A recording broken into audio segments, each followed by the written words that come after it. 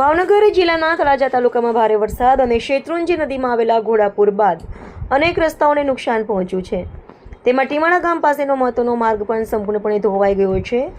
આ માર્ગ પવિત્ર યાત્રાધામ બગદાણા, જેસર, પાલિતાણા સહિતના વિસ્તારોને જોડતો હોવાથી સ્થાનિકો તેમજ યાત્રાળુઓને ભારે મુશ્કેલીનો સામનો કરવો પડી રહ્યો છે.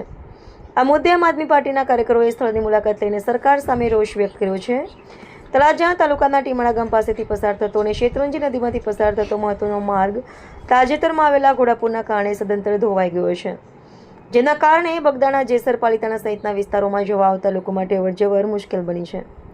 માત્ર સ્થાનિક લોકો જ નહીં, પરંતુ આ માર્ગનો ઉપયોગ કરતા યાત્રાળુઓ અને ખેડૂતોને પણ ભારે હાલાકીનો સામનો કરવો પડી રહ્યો છે. એટલું જ નહીં, ટીમણા નજીક આવેલી શાળામાં દેવળિયા સહિતના અનેક ગામોના વિદ્યાર્થીઓ અભ્યાસ માટે આવતા હોવાથી તેમના શિક્ષણ પર પણ તેની સીધી અસર પડી રહી છે. આ ગંભીર સ્થિતિને ધ્યાનમાં રાખીને આમ આદમી પાર્ટીના કાર્યકરોએ સ્થળ પર પહોંચી રસ્તાની સ્થિતિનું નિરીક્ષણ કર્યું હતું. કાર્યકરોએ સરકાર અને સંબંધિત તંત્ર સામે રોષ વ્યક્ત કરતા જણાવ્યું હતું કે નુકસાનને ઘણા દિવસો વીતી ગયા હોવા છતાં હજુ સુધી રસ્તાના સમારકામ અથવા વૈકલ્પિક વ્યવસ્થા અંગે કોઈ અસરકારક કાર્યવાહી કરવામાં આવી નથી. સ્થાનિકોએ તાત્કાલિક ધોરણે રસ્તાનું પુનઃનિર્માણ કરવામાં આવે તેમજ વિદ્યાર્થીઓ, ખેડૂતો અને યાત્રાળુઓને મુશ્કેલીમાંથી મુક્તિ મળે તે માટે સરકાર ઝડપથી કાર્યવાહી કરે. તમે જોઈ શકો મિત્રો, આ કડ સુંદર ખાડા, આ છે તળાજાનો વિકાસ. લોકો રાજકોટથી આવે છે. એક મિનિટ કાકા, જો આવા જનતા ટેક્સ ભરતા હોવા છતાં લોકો સુવિધાથી વંચિત છે મિત્રો. તમે હાલત જોઈ રહ્યો, 5-10 લાખના કિંમતી વાહનો કેવી રીતે અહીંથી પસાર થઈ રહ્યા છે મિત્રો. હવે વાંધો નહીં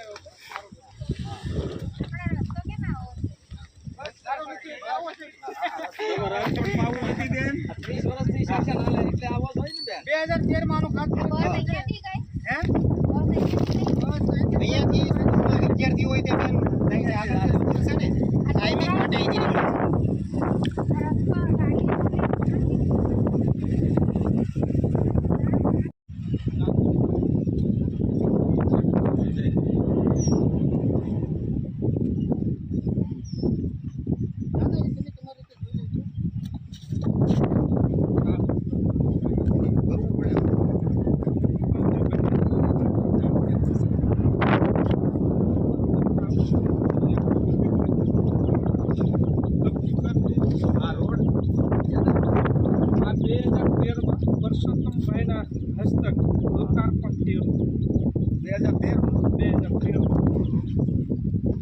બની રહ્યો છે એમ જોતો ત્યારે બની ગયું હતું, અત્યારે આવું થઈ ગયું એમ. 2013 આ રોડ છે પહાડ 2013 પહાડ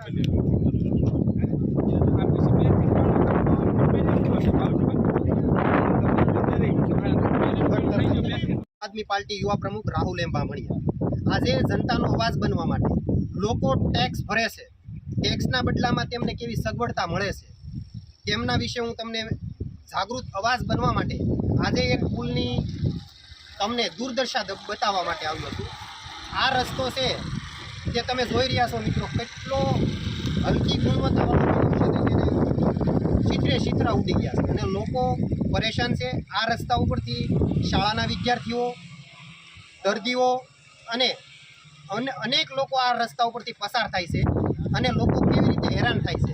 સાધન હોવા છતાં આ લોકોને ચાલીને સામા કાંઠે જવું પડે છે. શું આ છે તળાજાનો વિકાસ? તળાજાની જનતા ક્યાં સુધી આ લોકોનો અત્યાચાર ને ભ્રષ્ટાચાર સામે સહનતા દાખવી શકશે? મિત્રો, હવે લોકોને જાગૃત થવાની જરૂર છે અને તળાજાના વિકાસની આ જે દૂરદર્શા બેઠી છે તેમની સામે અને આ સિસ્ટમ સામે લડવાના દિવસો છે મિત્રો. અમે આ જે પુલની જે જોવા માટે આવ્યા છે, એ તમે કદાચ આ પુલ પર ચાલશો તો તમને એવું લાગશે મિત્રો કે અમે ડુંગરાળ વિસ્તારની અંદર પ્રવાસ માટે નીકળ્યા, પણ આ એક કોઈ ડુંગરાનો રસ્તો નથી મિત્રો. આ રસ્તો એક ગામથી બીજા ગામને જોડતો રસ્તો મિત્રો છે, પણ આ વરસાદના કારણે તમે જોવો છો 2 ફૂટ રસ્તો નીચે બેસી ગયો છે મિત્રો. બસ આ સાથે હું મારી વાણીને વિરામ આપું છું. જાગો જનતા અને આ સિસ્ટમ સામે અને આ ભ્રષ્ટાચાર સામે તમે અવાજ ઉઠાવો. જય હિન્દ, જય ભારત, જય જય કરવી છે ને. તળાજાના વિકાસની રૂપરેખા એકમાં બધું આવી ગયું. હા, આપણો વિકાસ આવું પ્રાચીન કહેશો. આડા મુદ્રો તો રાજકોટથી આવ્યા હી પહેલી વાર આવ્યા હી જે કોઈ બી તંત્રવાળા હોય એને વિનંતી કે આ રસ્તો કરી દે, કારણ કે આ રસ્તાની હાલત બહુ દુશ્વાર છે. અમે તો પહેલી વખત આવેલા હતા તો આ રસ્તાની કોઈ જાણકારી ન હોય, અમે આ બાજુ નીકળી ગયા તો હાલવાનો રસ્તો ન હોય, અમને ખબર નહીં પાછું જવાનો રસ્તો મળે કે નહીં. અને આગળ કોઈ જગ્યાએ પેટ્રોલ હોય કે સીએનજી ના હોય તો અમારે હેરાન થવું પડે. મિત્રો, આ લોકો રાજકોટથી મુસાફરી કરવા બગદાણા માટે યાત્રાધામ માટે નીકળી રહ્યા હતા, પરંતુ આ જે બ્રિજ છે તેની હાલત જુઓ. આ લોકો વાહન ચાલકો છે ખૂબ પરેશાન છે મિત્રો. એમની અંદર જે બેસવાના માણસો આવે છે એ એક સાથે રહી અને આ બ્રિજ પાર નથી કરી શકતો. નીચે અંદર જે બેઠેલા લોકો છે તેને સામા કાંઠે ઉતારવા પડે છે અને છતાં પણ વાહન સુરક્ષિત રીતે સામા કાંઠે નથી પહોંચી શકતું. વિચાર કરો, આ ગાડી જે ચાલે છે ને એ ખૂબ મોટી મુશ્કેલીને સહન કરીને સામે પાર આવે છે મિત્રો. આ 8 કે 10 લાખની ગાડી વાર લાગશે. મિત્રો, આજે જે શેત્રુંજીનો આ જે બંધારો એ તમે જોઈ શકો છો, લોકોને કેવી મુશ્કેલી પડી રહી છે. આઝાદીના કેટલા વર્ષો પછીનો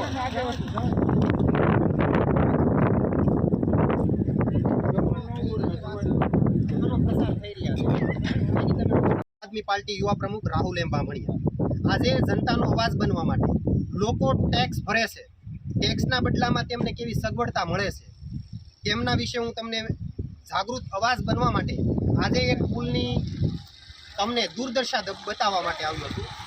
આ રસ્તો છે જે તમે જોઈ રહ્યા છો મિત્રો, કેટલો હલકી ગુણવત્તાવાળો છે, ચિત્રે ચિત્રા ઉડી ગયા છે અને લોકો પરેશાન છે. આ રસ્તા ઉપરથી શાળાના વિદ્યાર્થીઓ, દર્દીઓ અને અનેક લોકો આ રસ્તા ઉપરથી પસાર થાય છે અને લોકો કેવી રીતે હેરાન થાય છે. સાધન હોવા છતાં આ લોકોને ચાલીને સામા કાંઠે જવું પડે છે. શું આ છે તળાજાનો વિકાસ? તળાજાની જનતા ક્યાં સુધી આ લોકોનો અત્યાચાર ને ભ્રષ્ટાચાર સામે સહનતા દાખવી શકશે? મિત્રો, હવે લોકોને જાગૃત થવાની જરૂર છે અને તળાજાના વિકાસની આ જે દૂરદર્શા બેઠી છે તેમની સામે અને આ સિસ્ટમ સામે લડવાના દિવસો છે મિત્રો. અમે આ જે પુલની જે જોવા માટે આવ્યા છે એ તમે કદાચ આ પુલ પર ચાલશો તો તમને એવું લાગશે મિત્રો કે અમે ડુંગરાળ વિસ્તારની અંદર પ્રવાસ માટે નીકળ્યા, પણ આ એક કોઈ ડુંગરાનો રસ્તો નથી મિત્રો. આ રસ્તો એક ગામથી બીજા ગામને જોડતો રસ્તો મિત્રો છે, પણ આ વરસાદના કારણે તમે જોવો છો 2 ફૂટ રસ્તો નીચે બેસી ગયો છે મિત્રો.